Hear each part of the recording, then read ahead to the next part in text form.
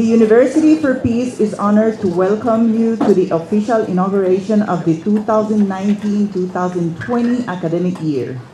This year, 124 students from 33 nationalities join us on campus to begin their journey towards becoming the future leaders for peace. We are pleased to welcome members of the Diplomatic Corps, representatives of the international organizations in Costa Rica, UP's students, faculty, and staff.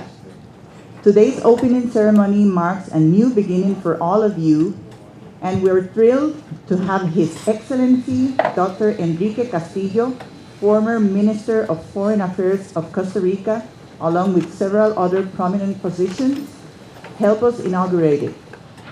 Dr. Francisco Rojas Aravena will now deliver his welcome.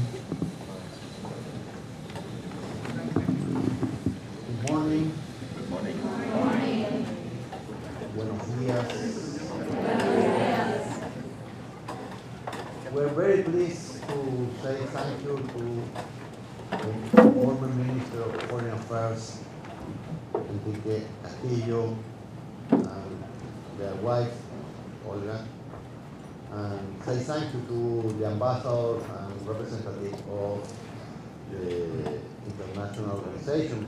And I'd like to say welcome to the Chief of the United Nations in Costa Rica, and all of you to hear a conference of one important issue. And this issue is changed the last minute, and when finished the conference, probably has news about what happened in the parliament in London. And this is a great opportunity to have a global view of that. And I had a very nice news I didn't know today is the daughter of the former Minister Enrique Castillo and former ambassador in London studied here in the university. And in this moment, she is in their doctorate in Hungary. And thesis. And this is a very, very nice news.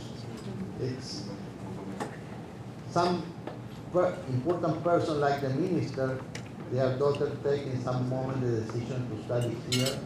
She studied in environmental department. She has working in environmental sociology and gender, and this is a good thing for the future. But this is a good news for us, but we like to hear directly the speech of our ambassador and our former Minister of Foreign Affairs. Thank you, Rector Rojas. And now I would like to introduce His Excellency Dr. Enrique Castillo. Enrique Castillo was born in San Jose, Costa Rica. Throughout his long-standing and enduring career, he has held public office on more than one occasion, including, among others, Costa Rican Ambassador to France, Minister of Justice, Permanent Representative to Costa Rica to the Organization of American States, Minister of Foreign Affairs, and most recently, Costa Rican Ambassador to the United Kingdom of Great Britain and Northern Ireland. At the same time, in 2015, he was appointed by the OAS Secretary General as the head of the Electoral Observation Mission to the parliamentary election in Haiti.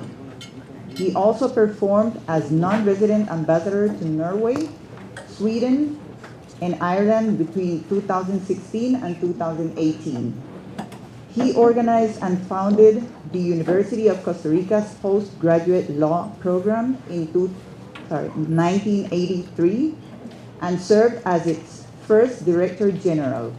He has complemented and alternated his teaching duties with the practice of private law as litigation lawyer and with other politics and diplomacy, amassing ample experience and broad insights. He's an accomplished writer who has authored numerous publications relating to his field of specialty.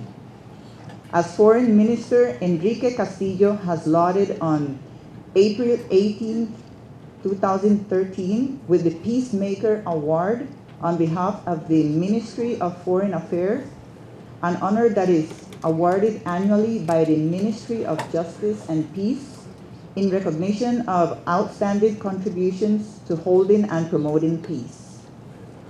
He has been honored with multiple awards in his field of expertise and in others, such as derived from contributions to diplomacy. Most recently, France granted him the decoration of Commander of the Légion d'honneur in 2014. He retired as ambassador in August 2019, but he remains active in San Jose as a fiction writer and as a consultant and researcher on international relations and diplomacy. Let's welcome His Excellency Dr. Enrique Castillo.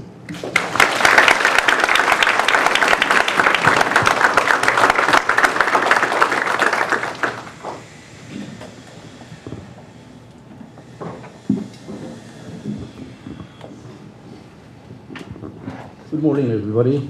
Good morning.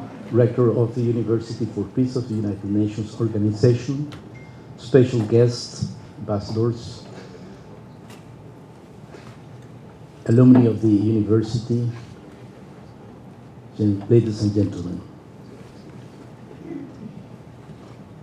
I am afraid that this will be a rather long story, but I couldn't avoid going back to the antecedents of this story. But it's, in compensation, I would say, it's an interesting story. It's full of turning points, like in a novel, and I expect that you won't get bored listening to me. On the 29th of May 2016, the United Kingdom of Great Britain and Northern Ireland experienced an impressive political impact that provoked waves all around the world. That day, its citizens voted in a referendum to decide whether their country should live or stay in the European Union, EU. A majority of 51.9% decided for leaving, 48.1% voted for remaining in the European Union. The Britain's exit, Brexit, became a decision just made. Although the outcome was not legally binding, the government and the parliament, as well as the political establishment, took it as a mandate. From that date on, we have witnessed a great country in distress, as all sectors have been in search of a way to comply with the popular mandate, but they have not been able to reach a consensus as to how to satisfy Brexiteers' aspirations and to prevent the damages to the economy and the inhabitants' well-being feared by Remainers. Roughly said, the reasons invoked during the previous campaign were, on behalf of Brexiteers, the recovery of sovereignty from the European Union regarding the control of immigration, the administration of justice. Among others, they challenged the role of the European Court of Human Rights and the European Convention on the same matter, plus the European Court of Justice.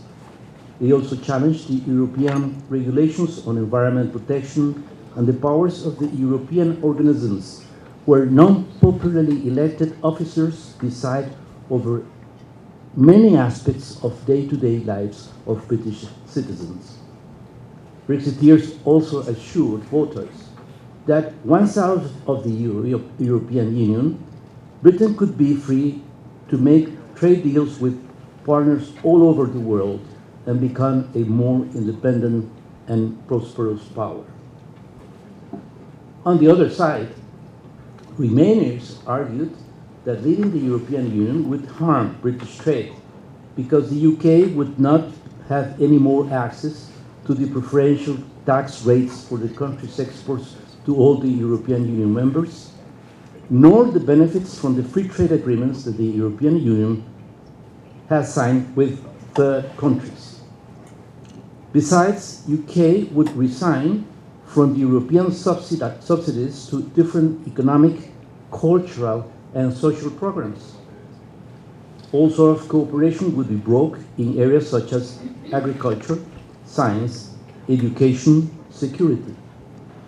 The City of London and the financial sector would be excluded from the right to operate in the European Union. British citizens would be deprived of the right to freely travel, live, study, and work throughout Europe, and so on. In the following days, the European authorities let the UK know that the exit had to follow a process according to the European Union treaties, in terms defined by the European Union. A treaty for an ordered exit proposed by the UK and accepted by the European Union should be signed. The term for concluding the treaty was 2 years from the activation by UK of the Article 50 of the Treaty of Rome. Right afterwards, another agreement stipulating the future relations between both parties should also be negotiated and signed. The first step was given. The voters had decided, and the government activated the Article 50 on the 28th of March 2017. Nevertheless, the British authorities have not been able to reach a consensus for the second step. The Parliament has not approved any proposal of agreement. Even if they do so, the European Union can reject it. The European Union have accepted in March 2019 a draft negotiated by the former Prime Minister Theresa May, but the Parliament refused 3 times to approve it. The term was supposed to finish in March 2019, but was extended and is now almost expiring. The deadline is the 31st of October 2019, in a few days' time. The EU has reiterated that the only acceptable document is the one negotiated with Theresa May, and it is not open to be renegotiated. That means take it or leave it. Take it or leave the European Union without any agreement. That means, that result would be an amputation. It would immediately cut procedures supposed to be durable, such as supplies of food and medicines, transport, human resources, fuel, and others that would be diverted to new controls, causing at least long delays. The UK, counting on current rules of free movement of persons and goods that enable a constant flow of imports, does not have capacity to storage merchandises and food for more than a few days. Creating that capacity could take months or years. In many activities, a large proportion of services is provided by European workers, professionals, and experts. In 2016, around 2/3 of cuisine chefs were European, as well as 40% of servers in restaurants. The National Health Service, NHS, depended for a large part on foreign nurses and doctors in medicine. Regarding exports, the jump in the vacuum would force the UK to practice trade in accordance with the rules of the World Trade Organization that impose much higher duties, including to trade with European Union. This would restrain trade and shrink the British economy. In all respects, UK would become a third country to the European Union. Britons would become complete foreigners everywhere in Europe. It has been estimated that UK will suffer a loss of €1 trillion in the first 3 to 5 years. Why the UK fell to this dilemma. In order for an explanation, I will proceed with a zoom. First, a wide image of global historical antecedents. Second, an image of the European scope. Third, the national scope, Brexit, and the inner British divide.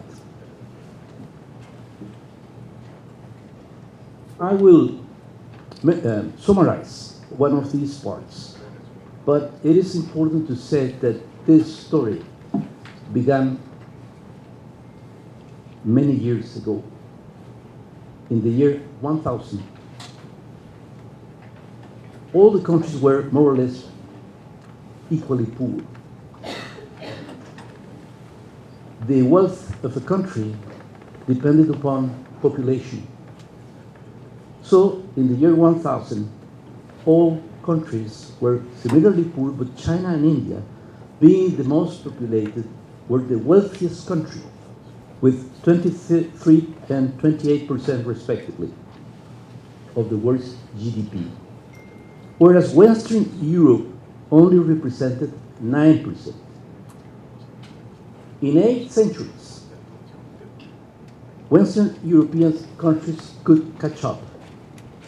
In 1800, Western European reached 20% of the world's GDP and 34% in 1900, plus 18% added by Australia, Canada, New Zealand, and the United States of America.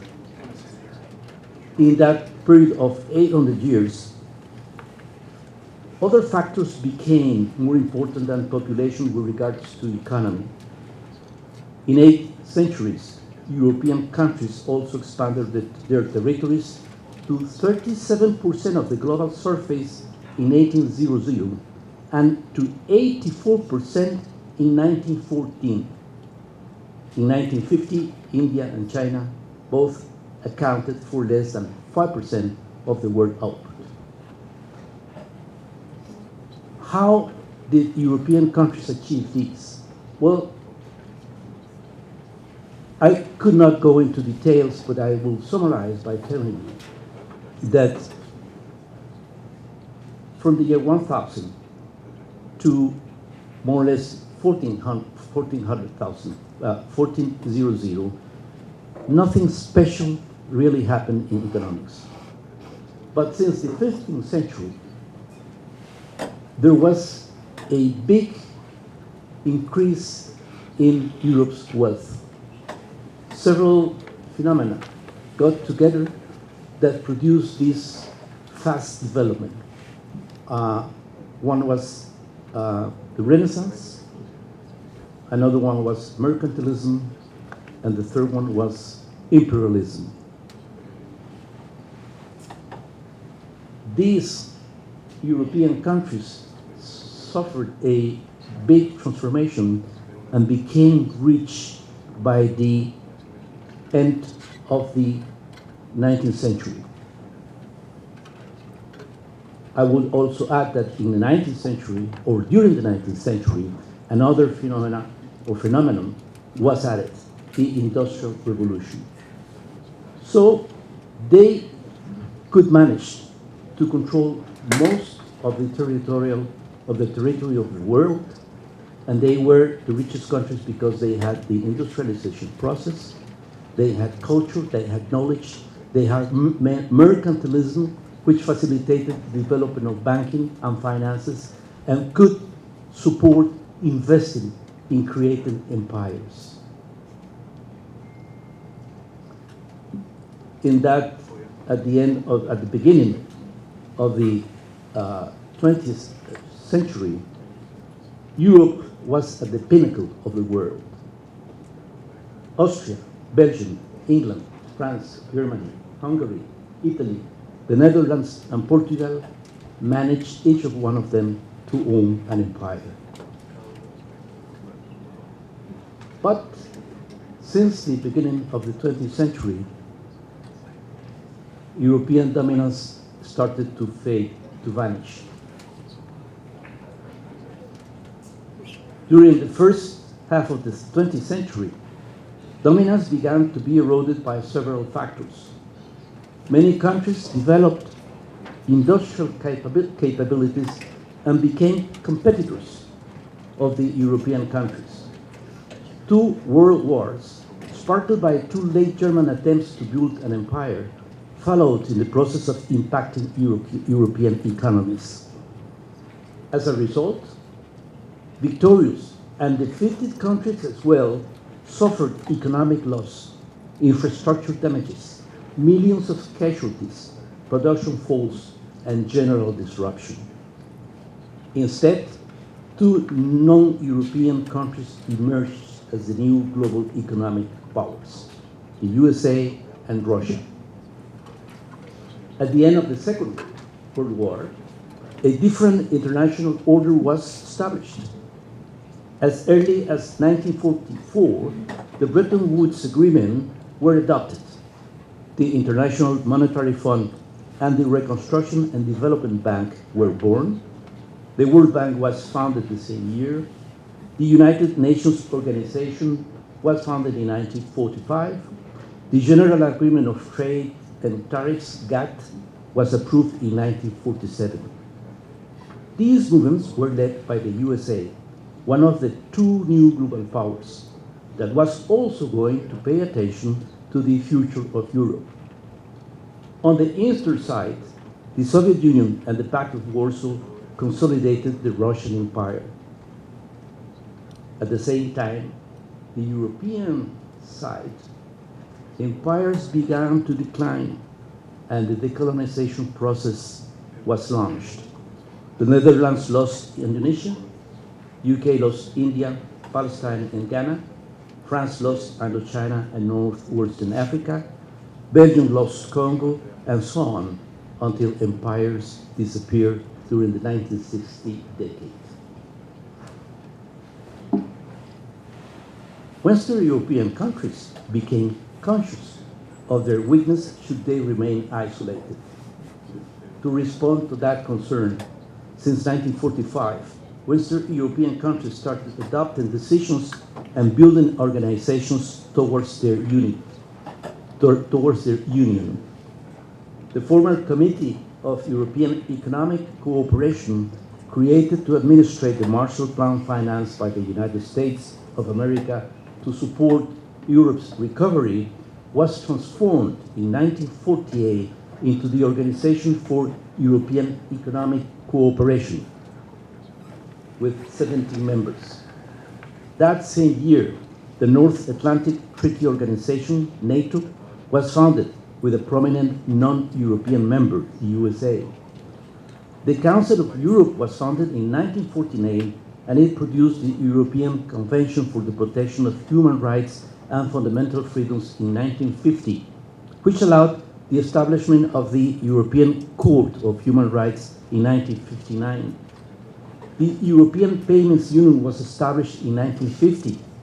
In 1951, the European Community of Coal and Steel was settled and was charged with making further advances in European integration beyond coal and steel. Among other performances, it conducted the establishment of the European Court of Justice. That was just the beginning. The European countries, at least some of them, were on the way of becoming a bloc that could act as such and be called a union. What happened, meanwhile, with UK? The UK, as a nation, during the European Union building period, had a particular attitude that would lead it to react in a different way to each of those initiatives and to the ones to come, according to the aspirations and expectations with respect to the regional agreements. The guidelines of the British foreign policy were based on the following principles. Since 1846, the Conservative Prime Minister Robert Peel persuaded the Parliament to abolish the Corn Laws that made obstacle to imports and inaugurated the policy of free trade as a principle. Another value was the preservation of the empire. A third one was, in accordance with the two former principles, caring for the British Commonwealth of Nations founded by Britain with its former dominions, Australia, Canada, Ireland, Newfoundland, New Zealand, and South Africa. In a process that went from the aftermath of the First World War to 1931, along with the tariff preference system introduced by Neville Chamberlain in 1931. Last but most important, sovereignty is the principle that contends and prevails over the other three. The UK then reacted to the different European proposals. According to these principles and viewed from the outside, its policy could have seemed ambivalent, sometimes in favor, sometimes against European proposals or projects. But UK was attentive and gave due and serious consideration to the European projects because Britain has always been a European country, in spite of its insular condition. Trade and security have been important bonds with Europe, and it has behaved as an active member in European politics, which were often marked by tensions. Throughout history, Britain has taken part in many relevant conflicts among Europeans, quite frequently in alliance with other regional neighbors. During the two major conflicts in the 20th century, it was a prominent actor, as everybody knows. Many European countries, including UK, had and have family ties between ruling houses. Of course, in past times, those relationships were much more politically effective, and UK was present since then. So, no wonder that in July 1945, Winston Churchill suggested the creation of a sort of United States of Europe. The Labour Party, governing at that moment, was willing to accept some form of federal organization, but was opposed to supranational political institutions because they were a threat to sovereignty. Later on, Britain has constantly shown an interest in being partner to Europe and its member states on an intergovernmental basis, without supranational institutions, and mainly to promote free trade and to improve social and working conditions. According to that, the UK has taken active participation in some of the many organizations that have arisen on the way of constructing the European Union until it became a member in 1973, after 3 attempts and many hesitations. One of the main reasons that until then had prevented the country to adhere to the treaties was that the UK would have preferred a free trade zone and not a common market, leaving the members free to make trade with any third countries. That is why the UK did not take part in the signature of the Treaty of Rome, adopted on the 25th of March 1957 by the group of the 6 founders: France, Belgium, Germany, Italy, Luxembourg, Netherlands. The group of 6 aimed since the beginning at the creation of a supranational body and still constitutes the core of the current movement in that direction, along with new members. Their final goal is an European state. The Treaty of Rome established the European Economic Community, EEC, with a customs union, uniform tariffs and regulation to harmonize the length of the working week, payment and extra time, equal wages for men and women, as well as free paid days.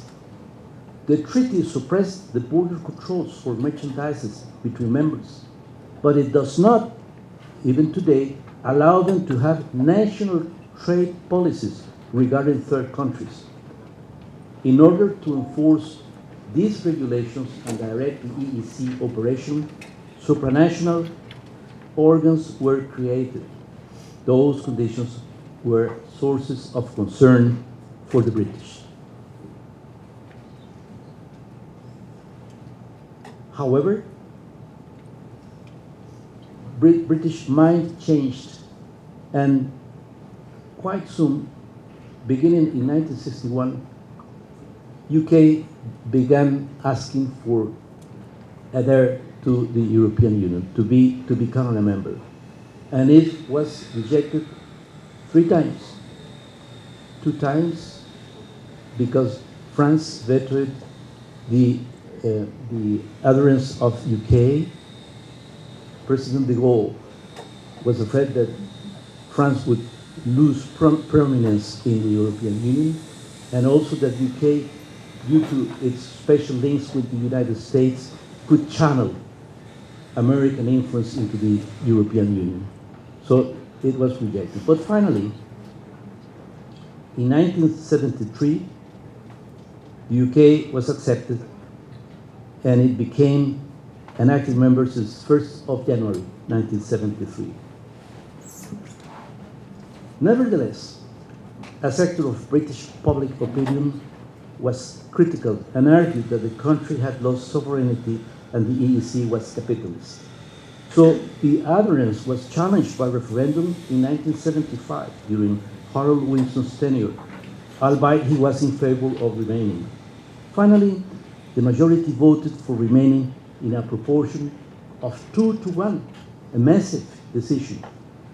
Any hesitation had been erased for almost 25 years, but there were going to be Eurosceptics forever. The only agreements that UK has refused to sign are the Schengen Area Agreement that established the free movement of European citizens between 26 member states, and the Eurozone Agreement, both of 1995. UK joined all the others. So the question is, how come did the UK voted in 2016 for leaving the European Union? And here we come to the new international context.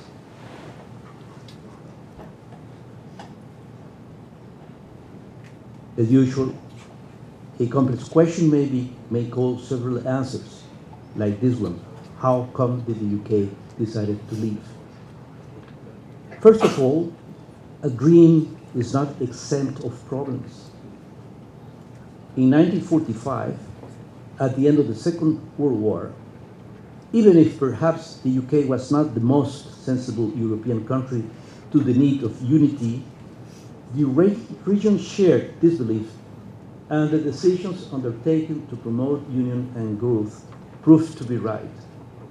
From 1945 to the year in which UK became a member to the EEC, Europe had constant growth and prosperity, but the conditions began to deteriorate precisely in 1973, the year UK came in. That year, perhaps some of you will remember this if you are old enough for that, as I am. In October 1973, the Yom Kippur War exploded. The conflict had enormous political and economic consequences and produced crispation in international politics, along with a critical shortage of oil supply because some of the Arab countries involved in the conflict were important petroleum producers. The same year, something even worse for the European countries happened. The Organization of the Petroleum Exporting Countries, OPEC, declared the embargo of their oil exports and made the prices climb to records never seen before. Right away, prices of world markets, not only of oil but of everything, skyrocketed. Industrial objects fabricated with oil derivatives like plastic, used in construction and car industry, or textiles and many others, suddenly became much more expensive. Tariffs of all kinds of transport for people, cars, trucks, buses, airplanes, boats, ships, civil or military, and for all sort of objects, commercial merchandises, machinery, industrial appliances, and agricultural products, among many others, also went higher. Currency exchange rates were altered in many countries, and a period of high inflation began. In UK, the annual inflation rate was in average 15.4% since 1973 to 1980. Economic growth decreased to 1%. During the Margaret Thatcher period, who came to power as Prime Minister in 1979 and stayed until 1990, the UK suffered many internal conflicts and the country adopted rigid economic and social reforms in search of a balance. Services privatization, increased unemployment, peaks of inflation up to 20% were some of the other calamities suffered by the British people under the Thatcher administration, although she had become a strong European Union supporter. UK was not the only country to be touched. Since 1973 to the present, the European Union has been navigating on troublesome waters, and several of the members have been in the risk of sinking in the last 10 years. The emergence of the Asian tigers in the last decades, and particularly of China in the recent years, have been a difficult challenge. The North America Free Trade Agreement, NAFTA, between Canada, Mexico, and USA became another important competitor. The fall of the Berlin Wall and subsequent emancipation of the Eastern European countries from the Russian domination brought the enlargement of the European Union to 28 members.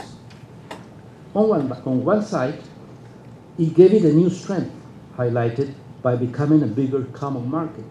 But some of the new members needed support to upgrade their economies and social standards to the European level. So the former and heavier members had to finance their improvements. More importantly, the increased number of members rendered very difficult the adoption of the most important decisions that require a qualified majority or unanimity. Hence, the organization lost agility to react to the consequences of the Depression of 2008, when several members, Greece, Portugal, Spain, claimed for rescue. A similar situation was caused by the influx of non-European migrants, most of them coming from Africa. Until today, the tensions among members persist to prevent the adoption of a consistent immigration policy. Of course, not all the problems are imputable to the European authorities. Some of the recent crises are caused by structural conditions.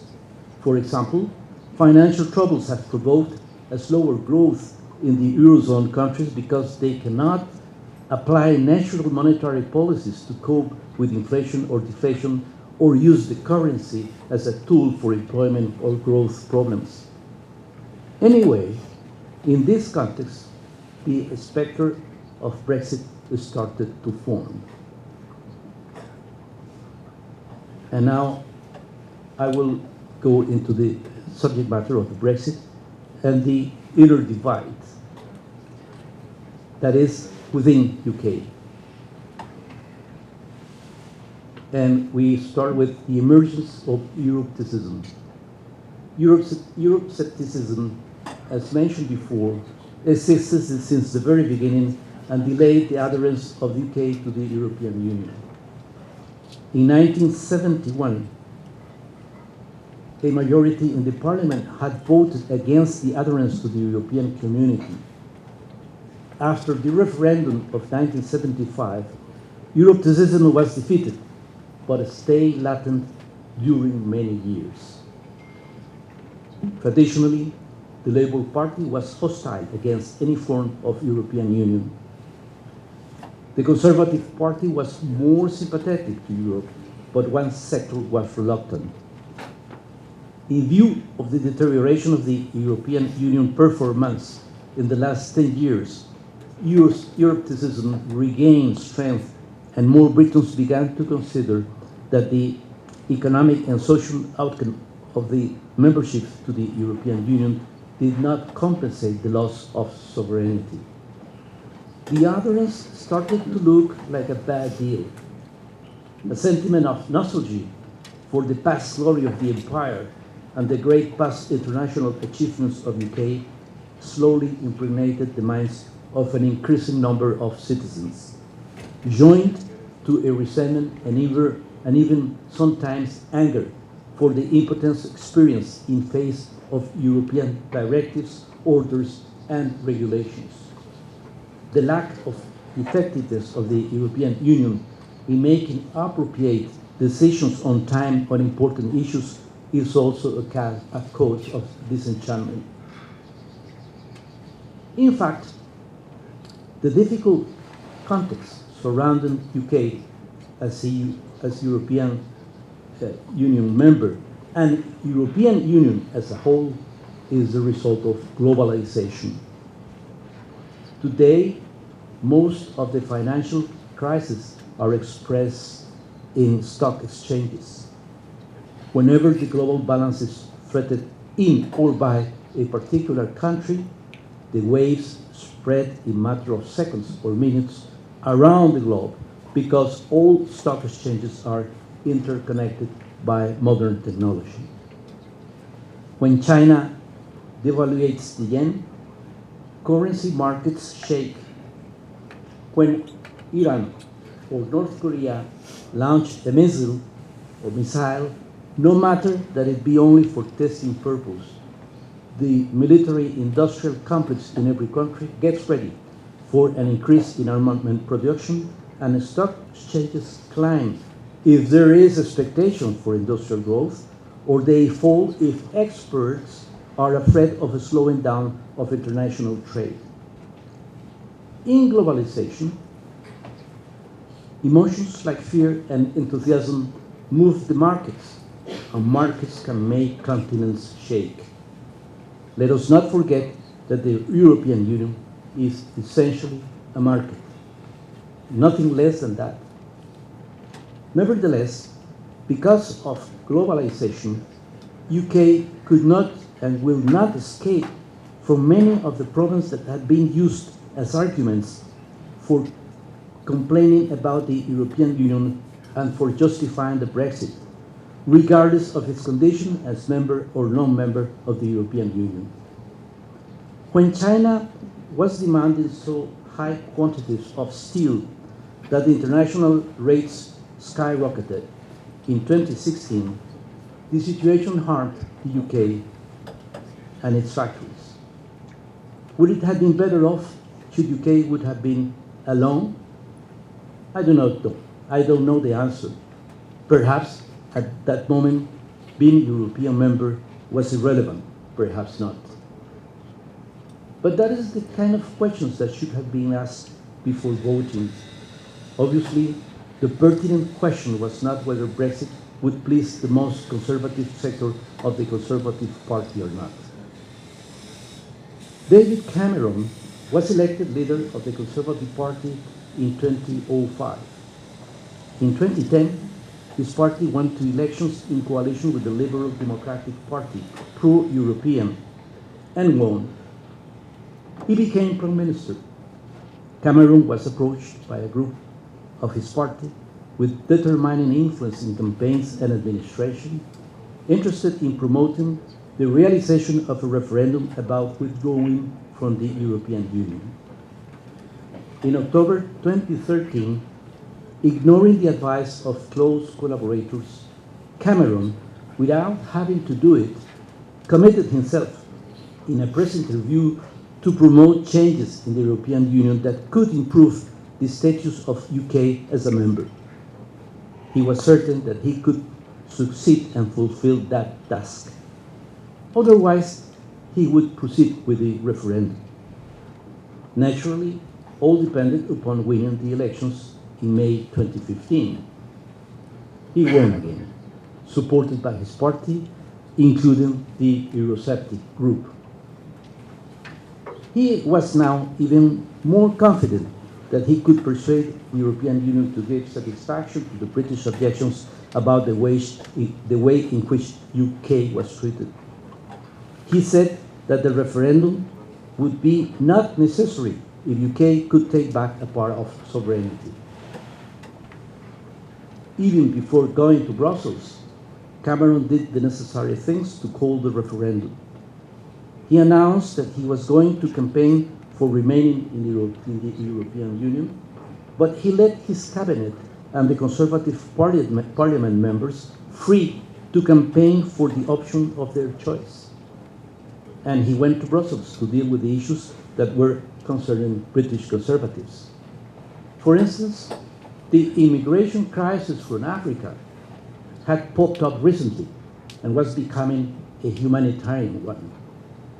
The government wanted to be able to apply more rigid controls or a more independent way, and was frustrated by the negative replies coming from the European Union. Then he tried to obtain concessions regarding the control of the British borders over immigration. All he could get were some irrelevant changes. Cameron went on campaigning, but he miscalculated the threat posed by the referendum. He did not take it seriously. He expected an easy victory. I would not discard the hypothesis that internal discontent due to austerity policies, low wages, and a serious housing deficit for low and middle classes was pushing in the same direction, besides the European Union regional problems. Anyway, things were not going to be easy. He was not aware of the extension of the anti-European discontent. Neither was he aware of the extremes to which some Brexiteers were capable when it comes to compete for a political objective. In front of the referendum, many of Cameron's most dangerous adversaries were in his party. Some of his own secretaries of state and ministers were Brexiteers, and a few did not have in mind the best for the country, but Cameron's failure, so they could opt for replacing him as a prime minister. Another factor was the UK Independence Party, UKIP, a right-wing anti-European party headed since 2006 by Nigel Farage, that was gaining adepts in the middle of the increasing discontent against the European Union. UKIP adepts in the middle of the increasing discontent against the European Union. UKIP had good results in the 2010 elections, and even in 2014 European elections. Farage himself won a seat at the European Congress in Brussels and Strasbourg to fight against the European Union from within. UKIP was attracting conservative voters and made a very active referendum campaign for the Brexit. The pro-Brexit campaign magnified the impact of some of the European problems on Britain. Except for a long-lasting commercial deficit, by the way, nobody mentioned during the campaign this deficit, but apart from that, the country was doing well economic-wise. The financial problems in the European Union were not affecting UK. The immigration from Africa did not reach UK. With the support of the European Union, it was stopped in Calais, France. But pro-Brexit campaigners managed to tie those problems to a supposed need of leaving the European Union. The pro-Brexit campaign was distorted by lies. One well-known example will suffice. The Secretary of State for Foreign Relations made campaign on a red bus with a sign painted on the sides in big letters announcing the recovery of £350 million a week for the health system in case the pro-Brexit movement won. It was not true.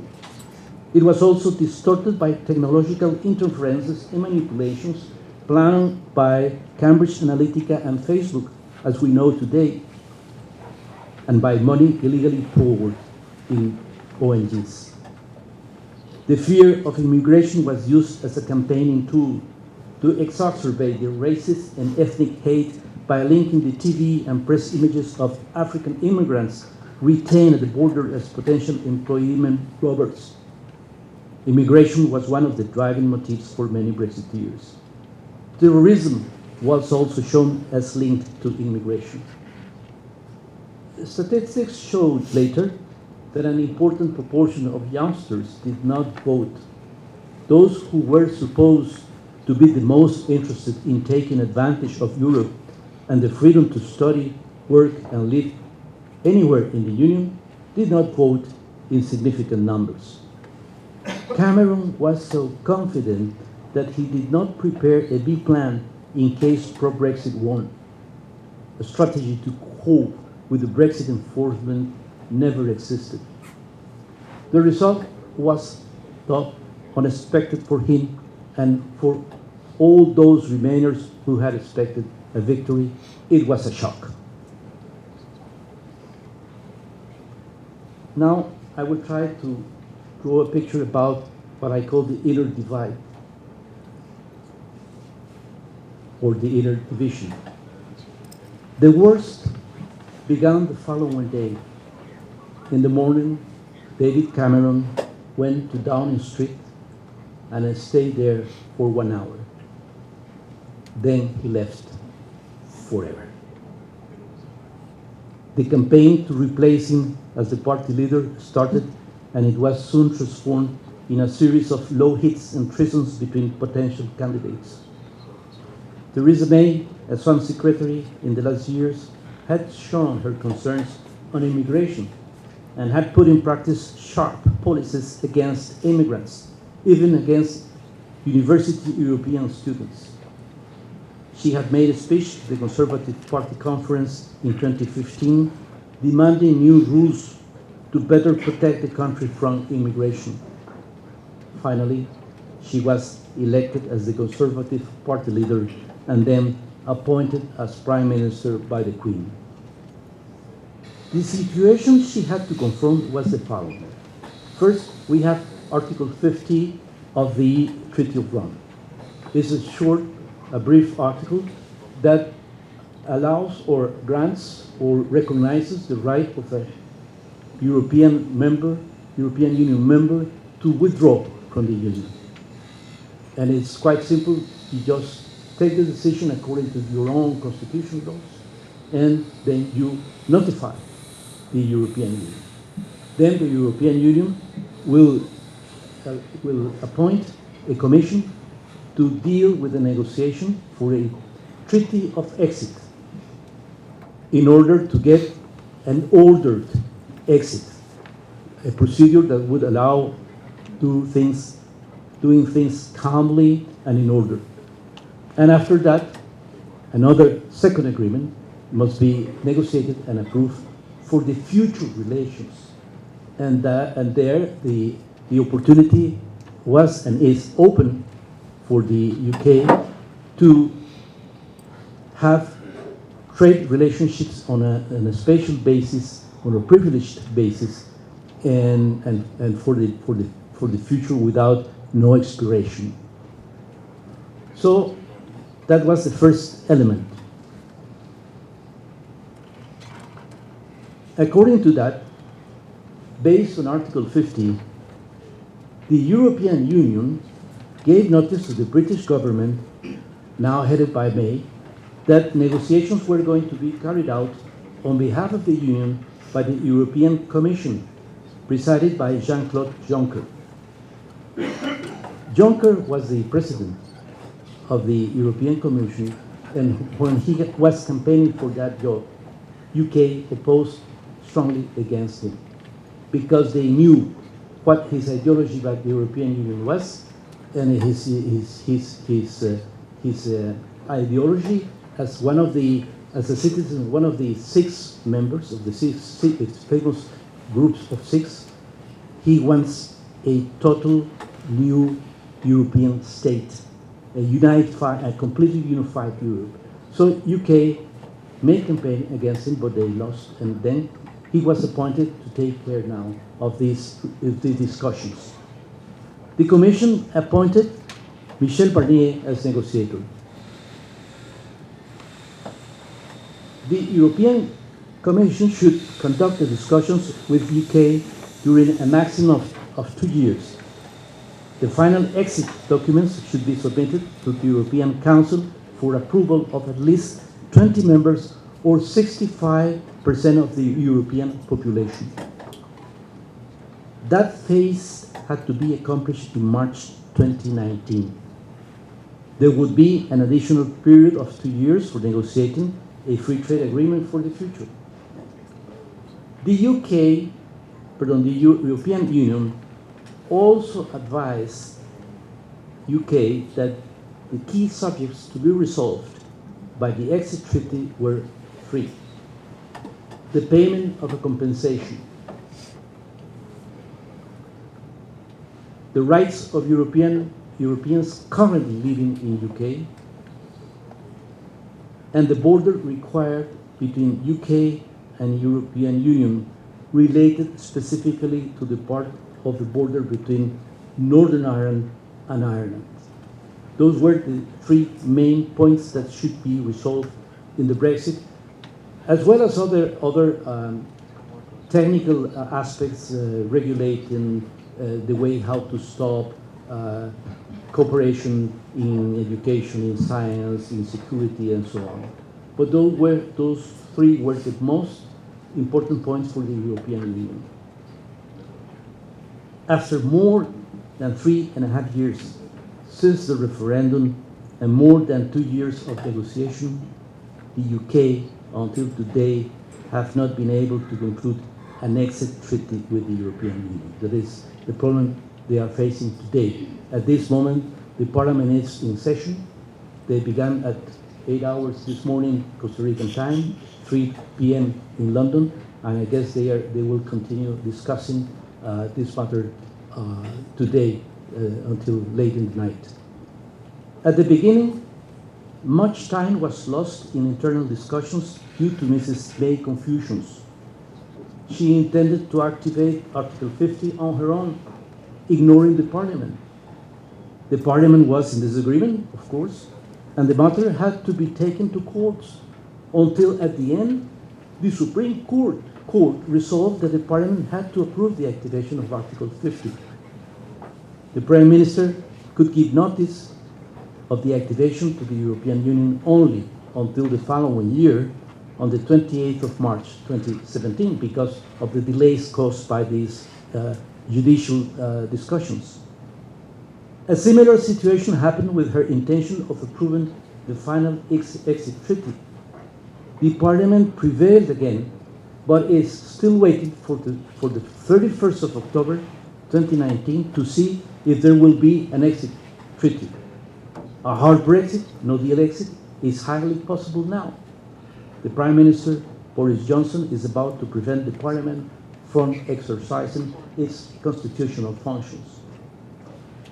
Long discussions took place at the Cabinet and the Parliament on topics and positions about which, in advance, the European Union had advised that they were irrelevant or unacceptable.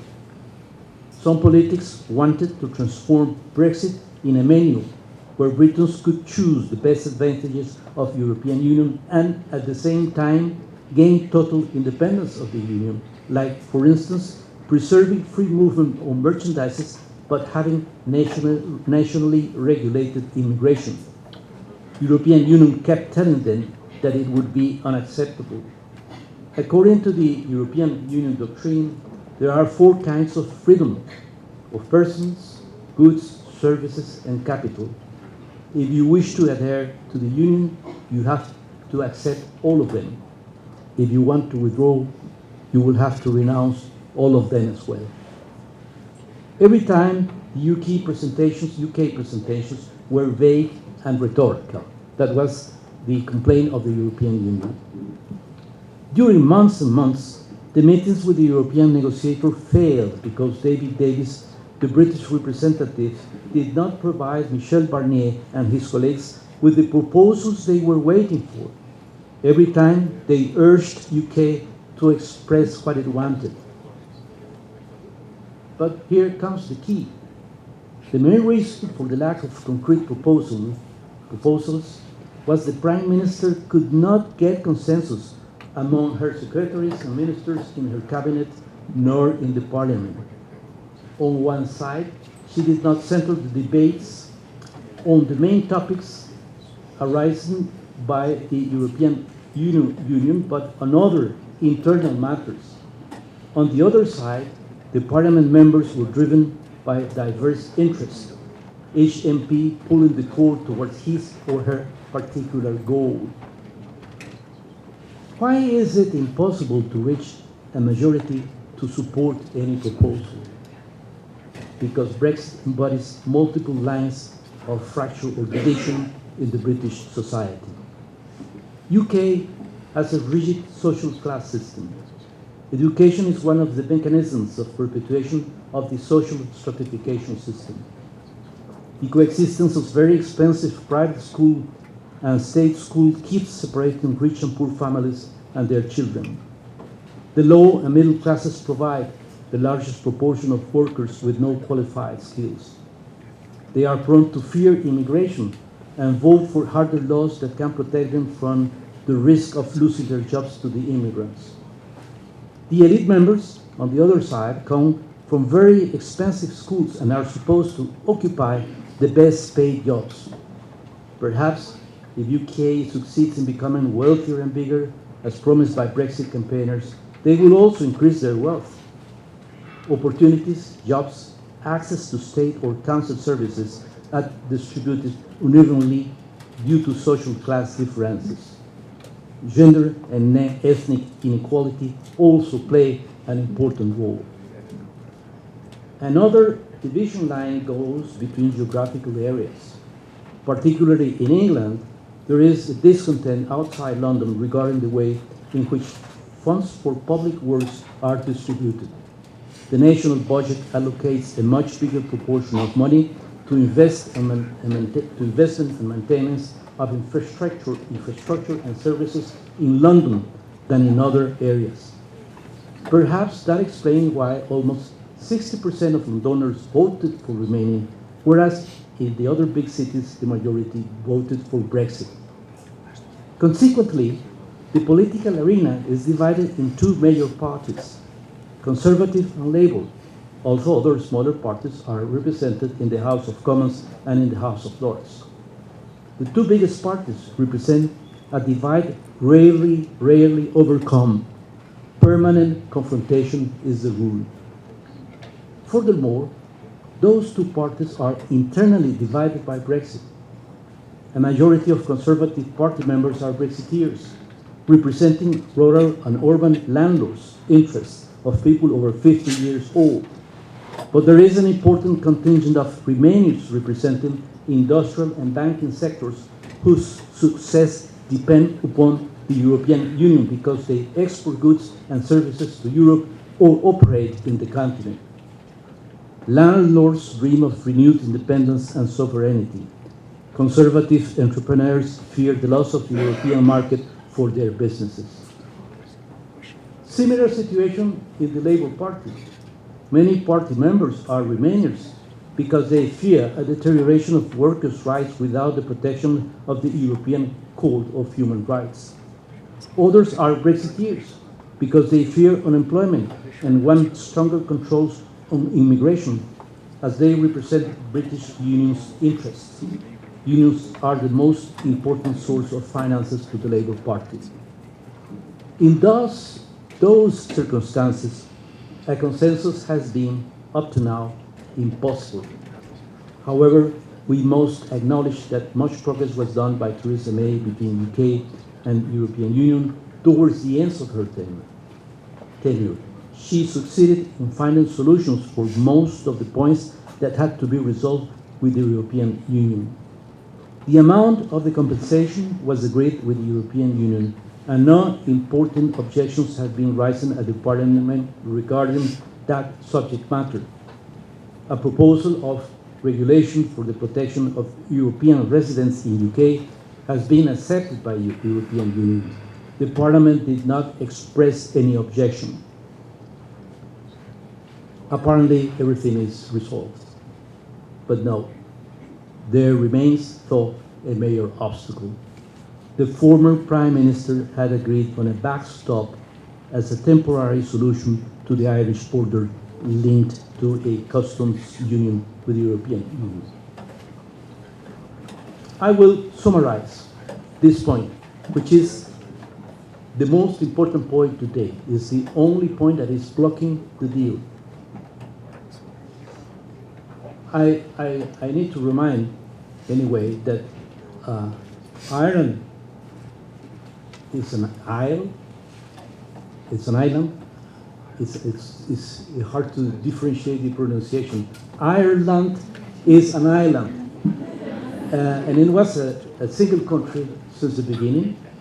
It was invaded by the Vikings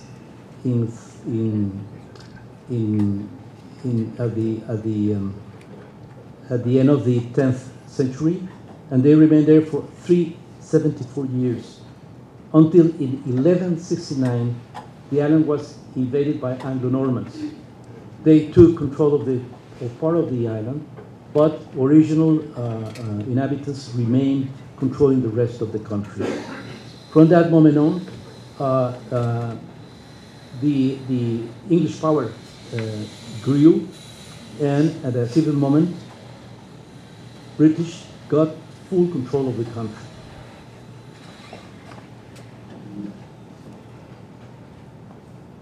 But an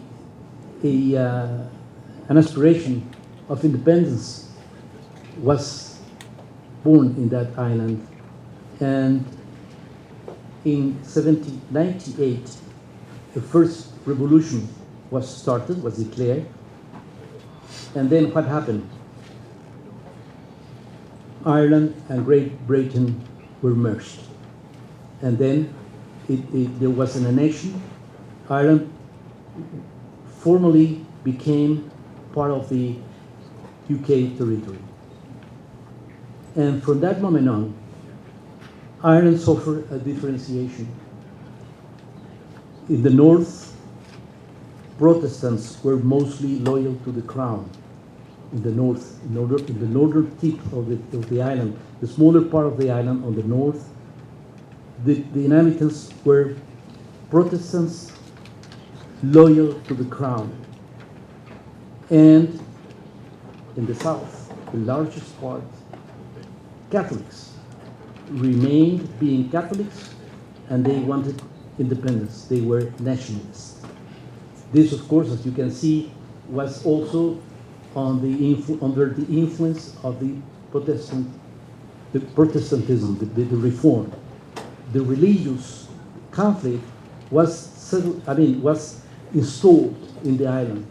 South, Catholic, then the crown was Protestant now, so there was a mutual rejection.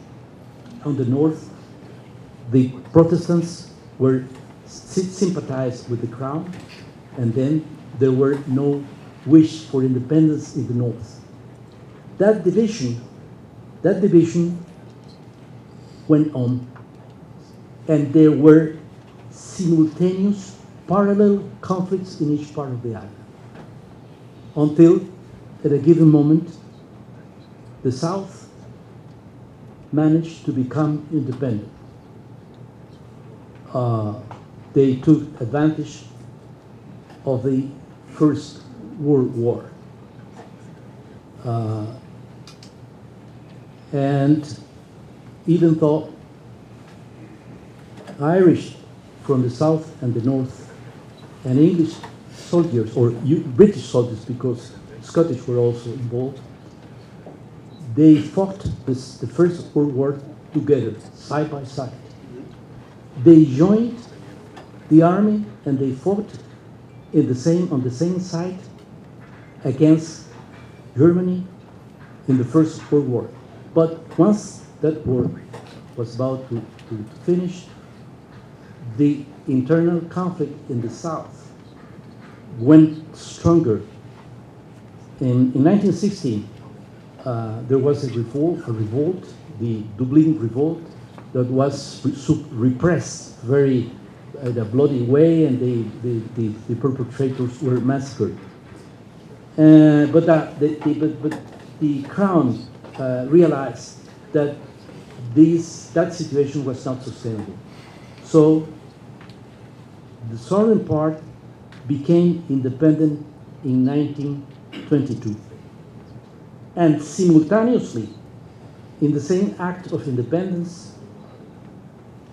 the northern part split from the south. They got separated in 1922, and the north remained as a province of UK, and the south went independent as a republic. It's the Republic of Ireland. But normally, when you mention these situations, you just call the south Ireland and the north Northern Ireland. That division appeared in 1922, when the South became independent as a republic. Later, Ireland, the South, went even more distant from UK and withdrew from the Commonwealth. So the conflicts in the South were resolved with the independence, because in the South, as I said, Catholics were a majority, and they are still a majority. So the conflict was stopped at that moment in 1922. But in the North, the conflict was just becoming worse. There was a period of more or less peace, but in the 70s, it became, in 1969, it went much more violent, and it was a bloody, violent conflict. It caused more than 44,000 deaths, and they were struggling. The situation was not controlled by the government, by the Crown, by the British Army. They had tried to separate the different guerrillas fighting, and they built walls or wire fences to separate, to divide neighborhoods, because they were killing each other, until the international community intervened. The USA, for instance, intervened a lot, and the Crown also helped. An agreement was made in 1998, which is called the Good Friday Agreement. And then they agreed several points that allowed the country to live in peace until now.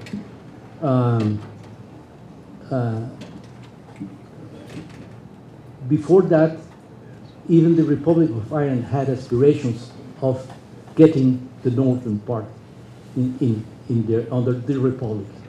Then in that year, in 1998, Ireland relinquished its pretensions on Northern Ireland.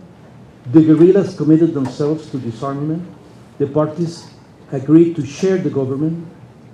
Freedom was granted for all prisoners, and free movement of persons and things between Ireland and UK was agreed, so the border was suppressed. But the suppression of the border remains one of the important pillars of peace in Northern Ireland. So when European Union said, okay, if you withdraw from the Union, we will have to build a physical border between the two islands, because we have to control trade and prevent smuggling, and we have to control immigration, we have to control security. So you need to have a border, a physical border. I don't know in what moment, seeing the opposition of Irish from both sides and from UK, they began talking about a backstop in one of the negotiations with Theresa May. and she agreed to have a backstop. But until today, nobody knows what a backstop is. European unions don't know, British don't know.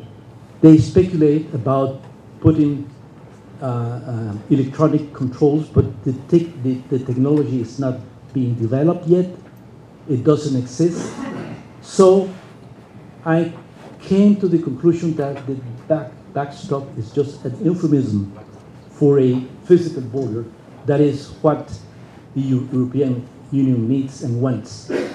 So now Boris Johnson is asking for a full suppression of the mentioned backstop in the document, and it is heavier than that, because it's not only the border.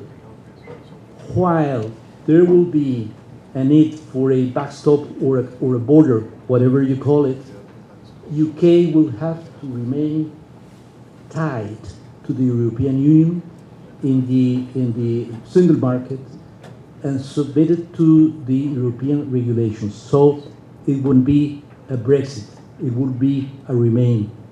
That's the dilemma existing today, and I have doubts that it could be resolved in the few days remaining until the 31st of October.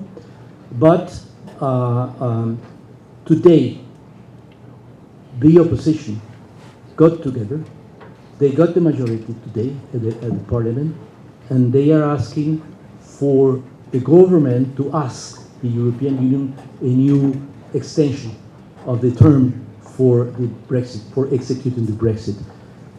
Johnson said last night he wouldn't do that, and he will try to prevent any action from the opposition, but he is not willing, but in acceptance of calling elections for the 14th of October, general elections. Then, if the opposition wins, there would be a new prime minister, and perhaps that new prime minister could ask the European Union to stop the process and extend it. European Union has done it twice, so it wouldn't be a surprise that they do it again, and then allow more time to try to resolve this border problem. But that is the situation today. I would say that the two parties have been making a stroll in circles, and every day they end at the departing point. I hope that one of these days they will find an issue, and I don't know if the door will open to hell or to heaven. I wish both of them that heaven. Thank you very much.